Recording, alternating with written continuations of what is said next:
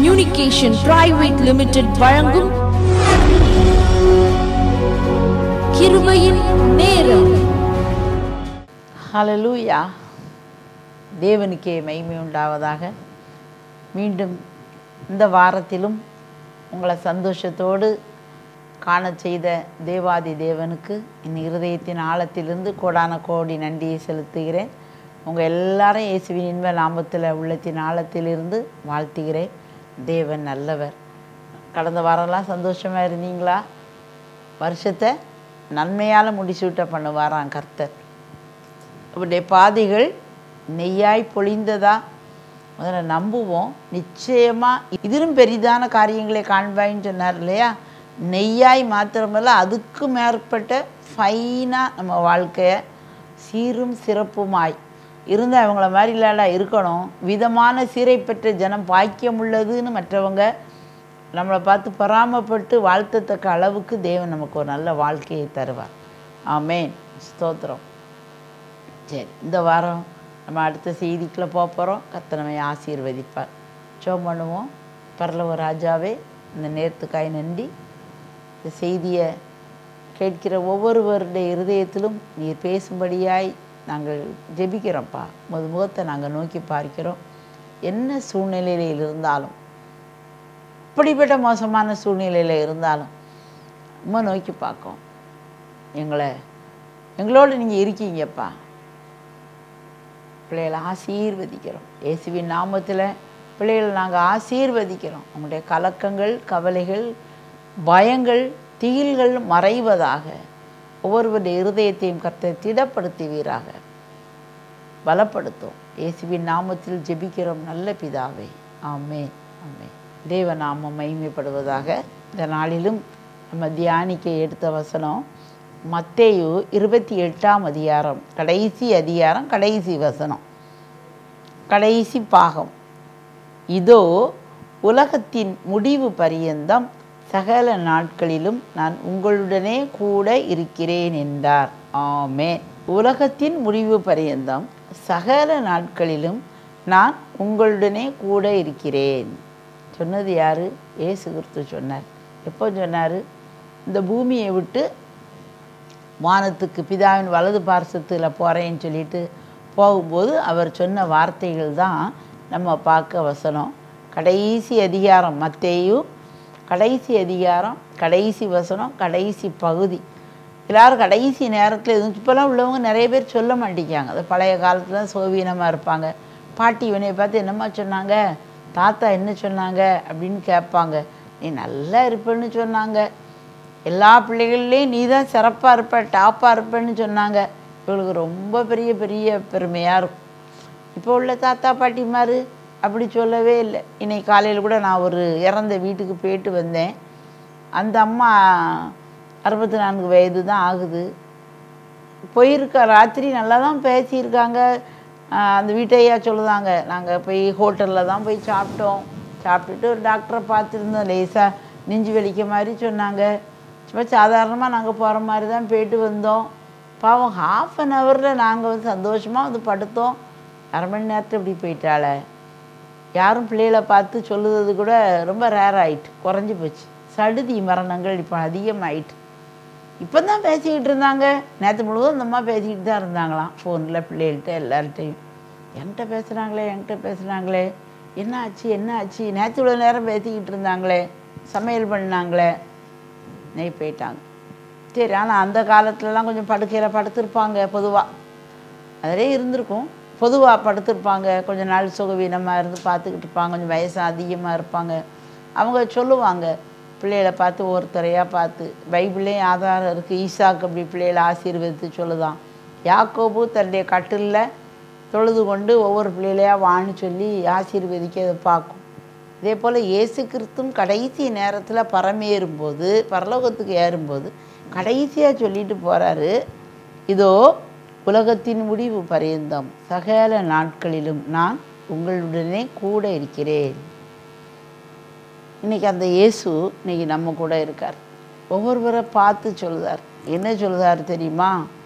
நான் இந்த போன வாரம் பார்த்தோம், வருஷத்தை நன்மையால் முடிசூட்டுகிற தேவன். ஒவ்வொன்றுக்கும் இருக்குது, நிமிஷத்துக்கு சொல்லி இருக்குது. இமைப்பொழுது கூட நான் என்ன செய்ய மாட்டேன், உன்னை நான் விட மாட்டேன். இமை அப்படி கண்களின் இமை காப்பது போல் நம்மை காய்க்கிற தேவன் நம்ம கூட இருக்கார். ஒவ்வொரு நிமிஷந்தோறும் பார்க்குற தேவன் நம்ம கூட இருக்கார். ஒவ்வொரு வாரங்களையும் ஆசீர்வதிக்கிற தேவன் நம்மோடு இருக்கிறார். ஒவ்வொரு மாதமும் ஆசீர்வதிக்கிற தேவன் இருக்கார். ஒவ்வொரு வருஷமும் ஆசீர்வதிக்கிற தேவன் இருக்கார். இதில் மொத்தமாக சொல்லிட்டாரு, உலகம் எது வரைக்கும் இருக்கோ அது வரைக்கும் ஒவ்வொரு நாளிலும் எவ்ரி சிங்கிள் டே நான் உன் கூடவே இருக்கேன்.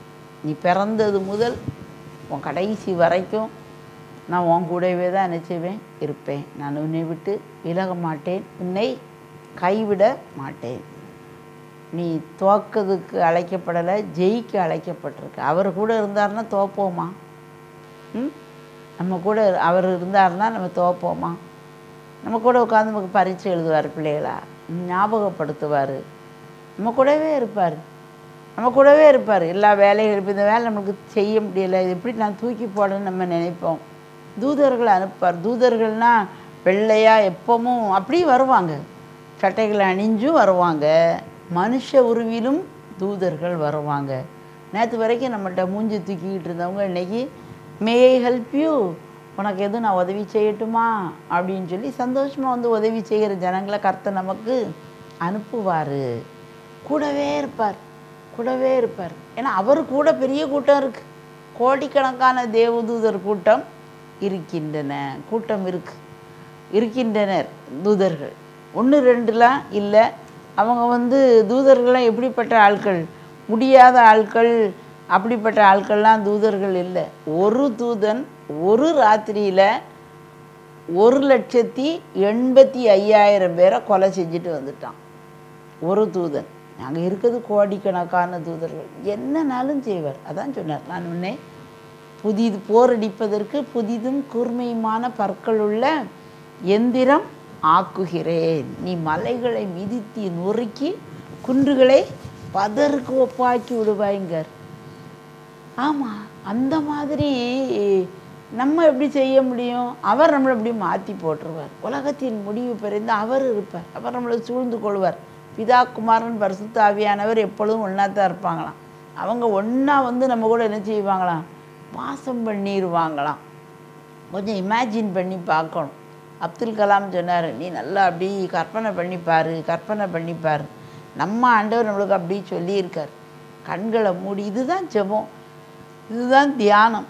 எப்போ பார்த்தாலும் எனக்கு ஒரே இது, எனக்கு வயிற்று வலி, என் பிள்ளைக்கு முட்டு வலி, எங்கள் வீட்டில் இப்படி பிரச்சனை, மாப்பிள்ளை இப்படி சண்டை போடுதாரு, எங்களுக்கு இப்படி கடன், வேலை செய்த இடத்துல அந்த சார் என்னை இவ்வளவு துன்பப்படுத்தாரு, இந்த டீச்சர் இப்படி செய்தாங்க, அந்த ஐயா இப்படி பண்ணிட்டாரு, என்னை மேலதிகாரி என்னைய பழி வாங்குறதுக்கு துடிக்காங்க, அதை செய்தாங்க, இதை செய்தாங்க, அப்படியாச்சு இப்படியாச்சு, இப்படி நம்ம சொல்லிக்கிட்டு இருக்கிறத விட்டுட்டு அவங்க எல்லாம் செஞ்சுக்கிட்டு இருக்கலாம். இவங்க ஒரு மடங்குனா நம்ம கூட இருக்க பலன் அசுர பலன். அவர் நினைச்சாருன்னா ஒரே அமுக்கு, அவ்வளோதான். இப்போ நான் கீழே எறும்பு போய்கிட்டு இருக்கு, நம்ம ஒரு மிதிக்கும், எல்லாம் நினச்சிது கூழ் சட்னி இருந்த இடம் தெரியாது. அப்படி பிரச்சனை இருக்க இடமே தெரியாமல் என்ன செய்வார், ஆக்கிடுவார். இப்போ நான் அதை உணர ஆரம்பிக்கேன். நேரத்தில் ஒரு பெரிய பிரச்சனைக்கு ஒரு பெரிய கூட்டம் அப்படி ஜம்ப் பண்ணி அப்படி வந்தது. நான் அப்படியே பார்த்துட்டு சந்தோஷமாக சிரித்த முகத்தோட மனசுக்குள்ளே அந்நிய பாஷையில் ஜோம் பண்ணிட்டு, ஆண்டவரே என்னோடு இருக்கீங்கப்பா, இவ்வளோ பெரிய திரள் கூட்டம் எனக்கு எதிராக அப்படி பிரச்சனைக்கு வராங்க, நீங்கள் டீல் பண்ணுங்க அப்படின்னோடனே அந்த கூட்டத்தில் இருந்த ஆட்களே அவங்களுக்கு விரோதமாக அந்த ஒரு நபர் ஒரு கூட்டத்தை திரட்டி வரார். இவங்க நின்று சத்தம் போட்டு இப்படி செய்தது தப்புன்னு நான் வாயை ஃபுல்லாகவே பொத்தி தான் இருந்தேன், ஒரு வார்த்தை கூட பேசவே இல்லை. பார்த்து அப்படியே சிரிச்சுக்கிட்டே அப்படி இருந்தேன். பெரிய பிரச்சனையை உருவாக்க வந்தாங்க. அவங்களுக்குள்ளே பேசி அவங்களுக்குள்ளே அப்படி பண்ணி பிசுத்து ஒன்றும் இல்லாமல் போயிட்டு திரும்பி அப்படியே போயிட்டாங்க. கர்த்தருக்கு நன்றி சொன்னேன். ஆமேன், ஸ்தோத்திரம்.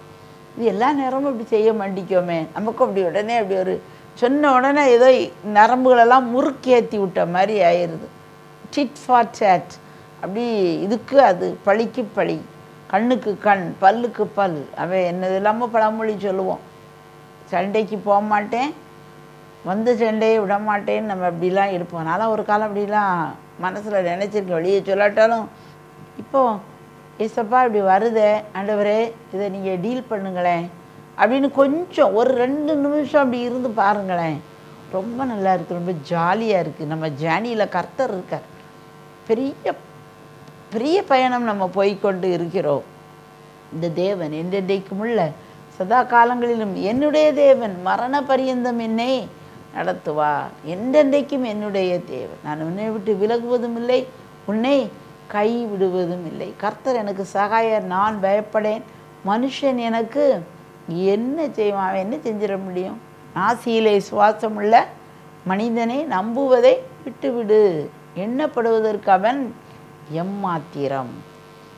சிலரை பார்த்தா எங்கள் தாத்தா அப்படி செஞ்சிட்டாரு, எங்கள் மாமா அப்படி செஞ்சிட்டாங்க, எங்கள் அப்பா அப்படி செஞ்சிட்டாங்க, எங்கள் மாமனார் எனக்கு சொத்தை எழுதி வைக்காமல் இப்படி எனக்கு கோல்மால் வேலைலாம் பார்த்து விட்டுட்டாங்க, எங்கள் சித்தி என்னை இப்படி கெடுத்துட்டாங்க, எனக்கு இந்த வேலை கிடச்சிருக்கும் பாருங்க, அந்த வேலையை இவங்க தான் கெடுத்தது, என்னை தப்பாக சொல்லிட்டாங்க. இந்த பொண்ணு வந்தது பாருங்கள், நல்ல குடும்பத்து பிள்ளை, நல்லா வந்தது, இவங்க போய் தவறாக சொல்லி இங்கே ஆமாம் ஆமான்ட்டு நம்மகிட்ட ஒன்றை சொல்லிவிட்டு அங்கே ஒன்று செய், இவங்க தான் அந்த கல்யாணத்தை நிறுத்திட்டாங்க. இப்படி நம்ம பற்றவங்களை குறை பேசிக்கிட்டே இருக்கும். அவர் சொல்றார், கிழக்கிலும் மேற்கிலும் வனாந்தர திசையிலும் இருந்து ஜெயம் வராது, நீ மேலே நோக்கி பார். பரத்தில் இருந்து ஜெயம் வரும், பரன் என்னை காக்க வல்லோ, காக்கும் வல்ல மீட்பர் உண்டனக்கு உண்டனக்கு உண்டனக்கு, காக்கும் வல்ல மீட்பர் உண்டனக்கு, காத்திடுவார் என்றுமே. பாரத்தில் இருந்து ஜெயம் வரும், பரன் என்னை காக்க வல்லோ. யாருக்கோ எவருக்கோ என்னைக்கோ எப்போமோ எப்போதாவதோ வரும்னு இல்லை, ஒவ்வொரு நாளும் வரும். ஒவ்வொரு நாளும் தெய்வ பிள்ளைகளுக்கு மன்னா வானத்தில் இருந்து பொழிந்து கொண்டே இருந்தது, பொறுக்கி கொண்டே இருந்தாங்க. ஞாயிற்றுக்கிழமை மட்டும் வராது, இவங்க பொறுக்கக்கூடாது, கர்த்தரை போய் தேடணும். எப்போப்போலாம் நேரம் கிடைக்கோ குடும்பமாக இருங்க. குடும்பத்தில் உள்ளவங்க வரலையா, குடும்பத்தில் ஏதாவது ஒரு உருப்படியாவது உங்கள் கூட வரும், நம்ம கூட சேர்ந்து ஜோம் பண்ணுவோமே, மாமா கொஞ்சம் நேரம் அந்த பிள்ளைய கூப்பிடுங்க.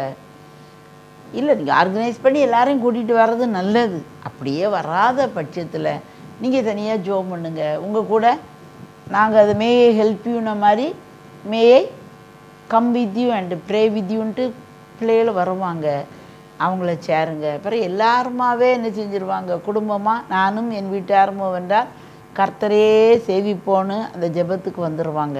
அதில் புது வருஷத்தில் ஒரு தீர்மானம் பண்ணி நல்ல ஒரு குடும்ப ஜெபத்தை நம்ம ஆர்கனைஸ் பண்ணியே ஆரம்பிக்கணும். ஒன்று எய்தர் இந்த மார்னிங் ஆர் இந்த ஈவினிங் உங்கள் வசதிப்படி உங்கள் வீட்டுக்கு எப்படி கிடைக்குதோ பரவாயில்ல இருக்கட்டும், ஏதாவது ஒரு நேரத்தை ஒரு இழுத்துருங்க. இழுத்துட்டு ஒவ்வொரு குடும்பத்துலேயும் ஒவ்வொரு நேரம் ஃப்ரெஷ் டைம் இருக்கும்.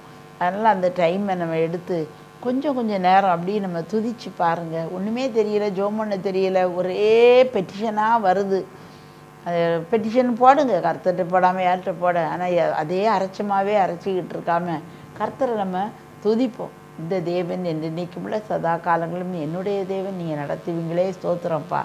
உலகத்தின் முடிவு பரியந்தும் சதா காலங்களிலும் நான் உன்னுடனே இருக்கேன்னு சொன்னீங்களேப்பா. இன்றைக்கி என் கூட இருக்கீங்களே, இந்த நிமிஷம் என்னோட இருக்கீங்களே, இந்த செகண்ட் என்னோட இருக்கீங்களே, இப்படி ஒரு தீங்கு நடக்க நீங்கள் பார்த்துக்கிட்டு இருக்கீங்களே, இது என்ன ஆண்டவரே, எனக்கு இதை நன்மையாக முடிய பண்ணுங்க, இதை எனக்கு தாங்க முடியலை, கேட்டு பாருங்கள். திட்டமாக செய்வார், திட்டமாக செய்வார். நம்ம அவரை சார்ந்து கொள்ள அவர் விரும்புகிறார். அவரை துதித்துக்கிட்டே இருக்கிறதுக்கு அவருக்கு ரொம்ப பிரியம். என் மகிமையை நான் வேறு ஒருவனுக்கும் கொடை, சோத்திர பலியிடுகிறவன் என்னை மகிமைப்படுத்துகிறான், என் ரட்சிப்பை நான் அவனுக்கு காண்பிப்பேன் அப்படிங்கார். இன்னைக்கு விடுதலை வேணுமா, ரட்சிப்பு வேணுமா, இந்த பிரச்சனையிலேருந்து இந்த நோயிலிருந்து சுகம் அடையணுமா, ஸ்தோத்திர பலியிடு. பலிங்கிறதே கொஞ்சம் கஷ்டம் தான் இல்லையா? பலி செலுத்தும் போது எப்படி வெட்டி வைக்கும், ரத்தம் வடியுது, கஷ்டமான ஒரு காரியம். அன்னைக்கு ஆபிரகாம் ஈசாக்கை பலியிடும்போது என் மனசில் நிச்சயமாக கஷ்டமாக தான் இருக்கும். நானும் பிள்ளையாண்டானும் தொழுது கொண்டு திரும்பி வருவோம்னு சொல்லுதான். பிள்ளை கேக்கு, எப்பா எல்லாம் இருக்கப்பா, இருக்குது, விறகு கட்டை இருக்குது, ஆட்டை காணுமேப்பான்னு சொல்லும்போது அந்த தகப்பனுடைய இருதயத்தில் எவ்வளோ வேதனை இருந்திருக்கும். அதன் மத்தியிலையும் போகிறாங்க, பலி செலுத்து தான். அது போல தான் சோத்திர பலிங்கிறது பலி. அதே கொஞ்சம் கஷ்டமான ஒன்று தான், கஷ்டமான சூழ்நிலையாக இருக்கலாம். அந்த நேரத்தில் நம்ம அழைக்கப்பட்டது என்ன செய்யணுமா? ஸ்தோத்திரம் ஆண்டவரே, ஸ்தோத்திரம் ஆண்டவரே. அந்நிய பாஷைனா நன்றாய் ஸ்தோத்திரம் பண்ணிக்கிறான்னு பார்க்கும். அந்நிய பாஷையில் பேசுங்க.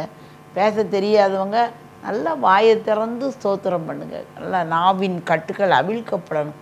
உதடுகளின் இந்த நேரத்திலே நான் சொல்லுவேன், யார் சிலரை பாருங்கள் நல்லா பேசுவாங்க, ஸ்தோத்திரம் பண்ணுங்கன்னா உதடு ஒட்டு உதடு அசையாது. சொன்னோன்னா ஸ்தோத்திரம் தானே பண்ணுதே அப்படிம்பாங்க, ஸ்தோத்திரம் பண்ண மாட்டாங்க.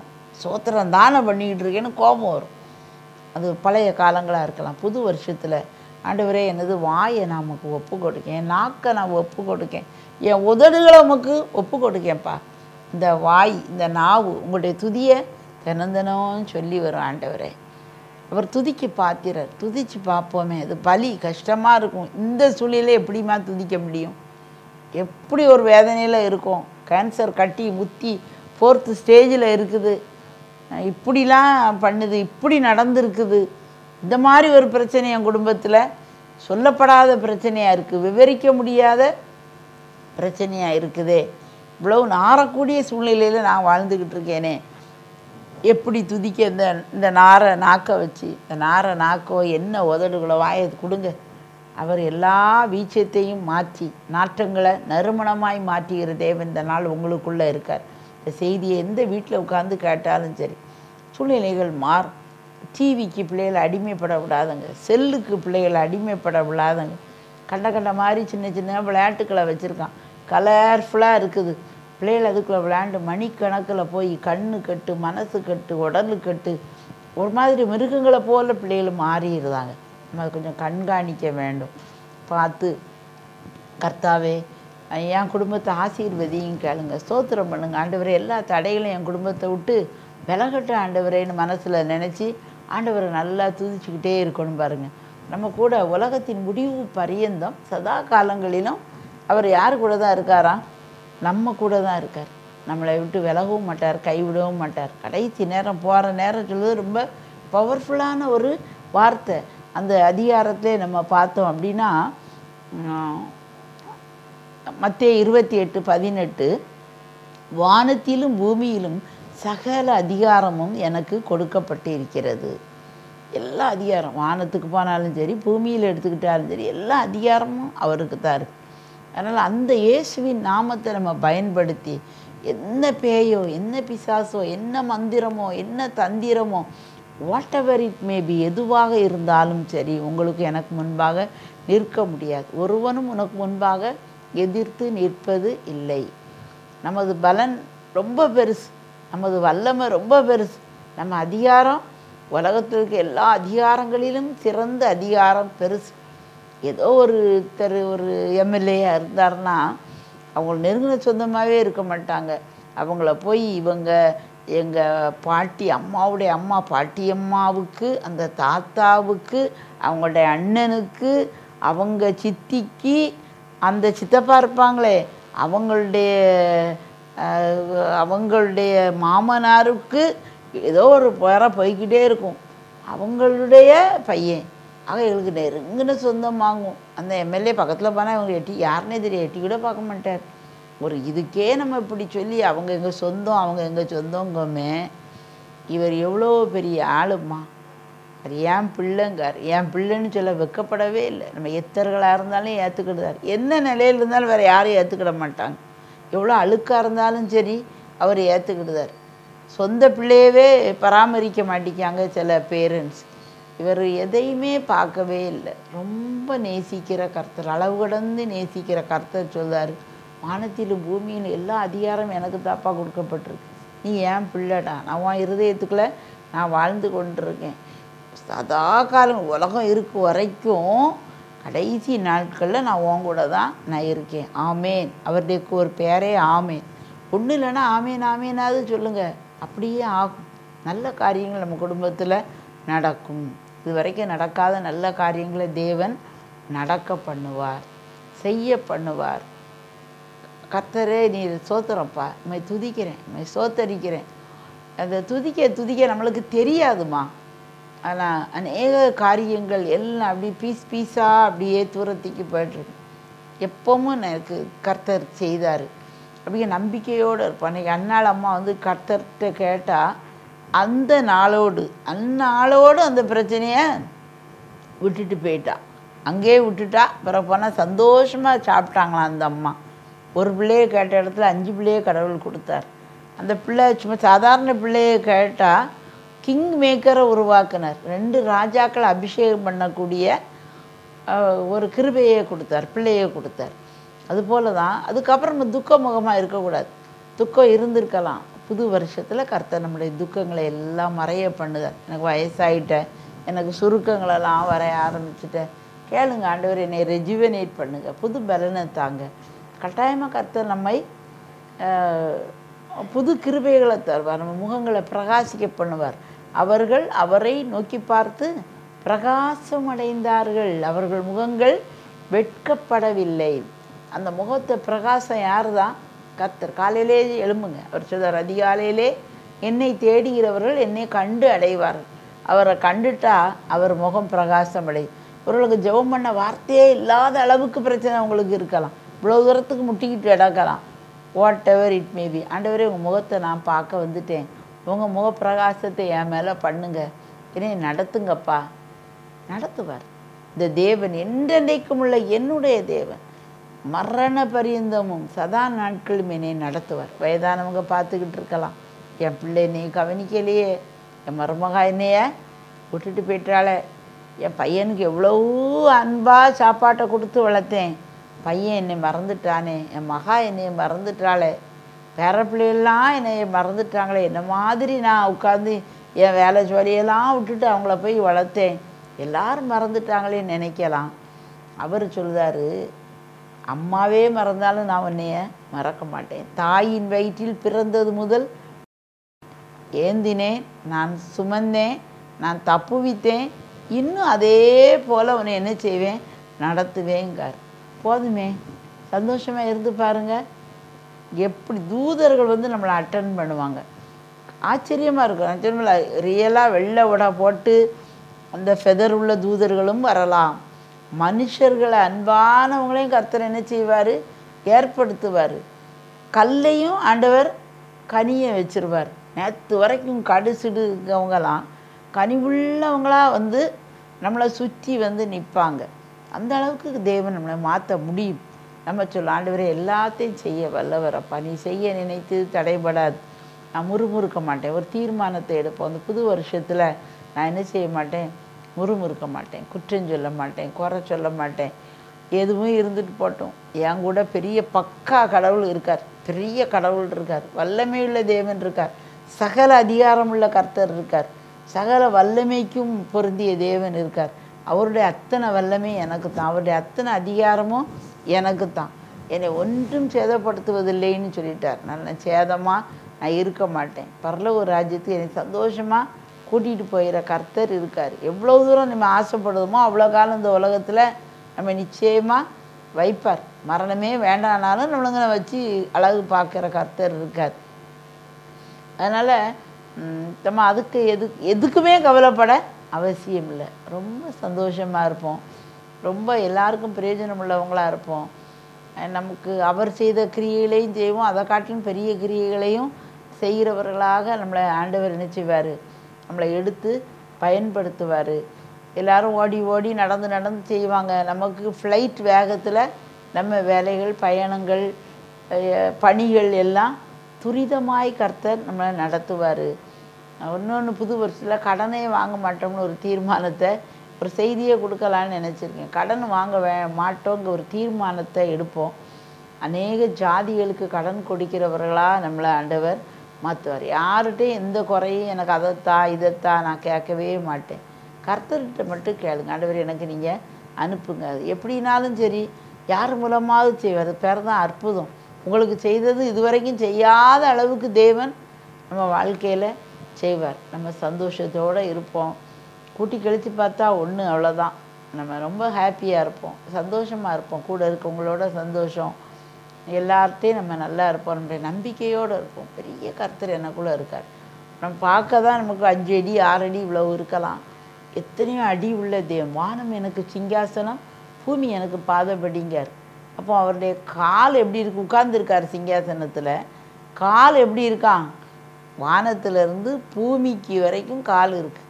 அப்போ அவர் ஃபுல்லாக எழும்பி நின்னா எத்தனை மடங்கு ஜைஜாண்டிக் காட் இல்லையா? மிகப்பெரிய கர்த்தர் நம்ம கூட இருக்கார். அதனால் ஒரு சின்ன அரக்கன் மாதிரி வர கோலியாத்துக்கும் பயப்படக்கூடாது. வரும், வராமலும் போகும். வந்தாலும் சரி, வராமலும் போனாலும் சட்டை பண்ணவே மாட்டேன். இறைச்சலுக்கு நான் அதிர்ந்து போக மாட்டேன்.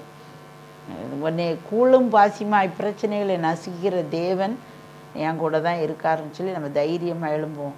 அதனால் என்ன கவலையாக இருந்தாலும் சரி, என்ன பயங்கரமான த்ரெட்டன் பண்ணுகிற நோயாக இருந்தாலும் சரி, என்ன கெட்ட உறவுகளாக இருந்தாலும் சரி, எல்லாவற்றையும் சரியாக்கி சீர்படுத்திக்கிற தேவன் நம்ம கூட இருக்கார். இந்த தேவன் உலகத்தின் முடிவு பரியந்தம் சதா காலங்களிலும் என்னோடு இருக்கிற தேவன், உங்களோடு இருக்கிற தேவன் நம்ம கூட தான் இருக்கார்.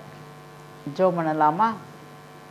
ஸ்தோத்திரிக்கிறோம் ஆண்டவரே, நன்றியோடு துதிக்கிறோம். இந்த அருமையான நேரத்துக்காக நாங்கள் உமக்கு நன்றி செலுத்துகிறோம். இதோ உலகத்தின் முடிவு பரியந்தம் சதா காலங்களிலும் நான் உன்னுடனே இருக்கிறேன் என்று சொன்னீங்களப்பா. எங்கள் கூட இருக்கீங்களப்பா. அதற்காக உமக்கு நன்றி செலுத்துகிறோம். இந்த செய்தியை கேட்கிற ஒவ்வொருவருக்கும் அந்த நம்பிக்கையும் தெம்பையும் கொடுங்கப்பா.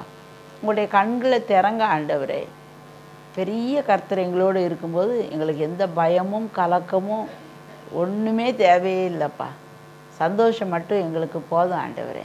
கர்த்தருக்குள் எப்பொழுதும் சந்தோஷமாக இருப்பதே எங்களது பலனாக இருக்கும்படியாய் நாங்கள் துதிக்கிறோம்ப்பா.